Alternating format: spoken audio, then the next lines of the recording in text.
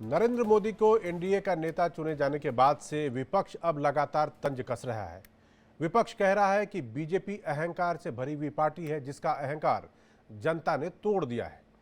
हालत यह है कि सारे प्रोटोकॉल को ताक पर रखकर मोदी को एनडीए का नेता घोषित कर दिया गया। क्या है इसके मायने और क्यों विपक्ष अब इस मुद्दे को लेकर प्रमुखता से उठा रहा है, हमारी ये रिपोर्ट देखिए आप।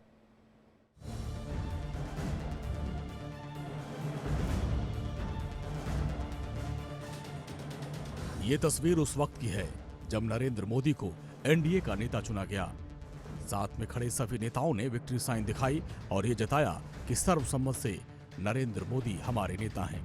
लेकिन इस तस्वीर और खबर के बाद विपक्ष अब इस पर भी तंज कस रहा है। विपक्ष का कहना है कि जनता की ताकत की वजह से आज बीजेपी की ये हालत हो गई है कि उसे अब बीजेपी का नेता चुनने की हिम्मत नहीं है और अब बीजेपी ने सीधा एनडीए का नेता चुना है। एनडीए के नेता चुन लिए गए, ये मोदी सरकार नहीं। खुद भी बोलना बंद कर दिया।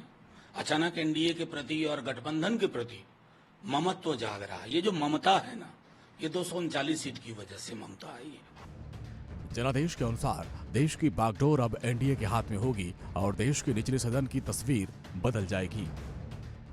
देखिए, खुशी की बात यह है कि विपक्ष इस बार मजबूत होगा और विपक्ष की जो आवाज है वो दबेगी नहीं। उधर इंडिया गठबंधन पहले ही कह चुका है कि वो सरकार बनाने नहीं जा रही है, लेकिन उसकी लड़ाई जारी रहेगी। यानी सत्ता की डगर अब एनडीए के लिए आसान नहीं होगी। The India bloc will continue to fight against the fascist rule of the BJP led by Modi. We will take appropriate steps at the appropriate time to realize the people's desire not to be ruled by the BJP's government. India गठबंधन के पास सरकार बनाने का जनादेश नहीं है, लेकिन उसका कहना है कि एनडीए को जनादेश मिला है और जो उसके सहयोगी दल हैं वो जरूर सरकार पर अंकुश लगाएंगे। एनडीए सरकार में टीडीपी और जेडीयू दोनों ही पहले विपक्षी गठबंधन के साथ रह चुके हैं। 19 का चुनाव तो हम साथ में लड़े थे। खुद चंद्राबाबू जी से हम लोगों के बहुत इंटरेक्शन हुए। उस समय की भी सारी चीजें हैं पब्लिक डोमेन में। नीतीश जी के साथ तो हम रहे, हाल तक रहे, जनवरी के महीने तक रहे। मैं इसलिए कहता हूं कि अभी वैचारिक राजनीतिक रूप से खास तौर पे हम विलग भले हों, लेकिन सच्चाई ये है कि इन दोनों की राजनीति में कुछ नॉन निगोशिएबल है। ये प्रधानमंत्री जी और उनकी टीम को झूठ नहीं बोलने देंगे। उधर बीजेपी के नेता लगातार ये कह रहे हैं कि उन्हें इस बात की बेहद खुशी है कि नरेंद्र मोदी तीसरी बार देश के प्रधानमंत्री बनने जा रहे हैं।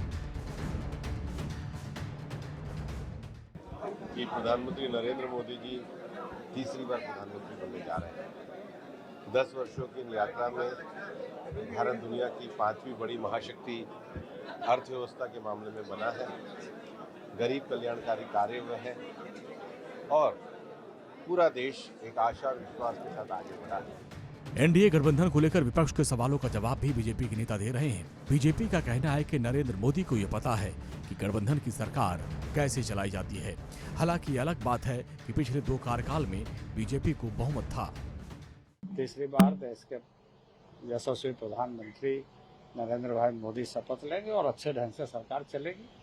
देखिए, पूरे देश को भरोसा है और नरेंद्र भाई मोदी जानते हैं कि किस तरीके से देश को आगे बढ़ाने के लिए सबको साथ लेकर चलना चाहिए। सब साथ में मिलकर के काम करेंगे। खबरों के मुताबिक 9 जून को नरेंद्र मोदी तीसरी बार प्रधानमंत्री पद की शपथ लेंगे और माना जा रहा है कि उस दिन कुछ मंत्री भी शपथ ले सकते हैं। Bureau report, India daily live.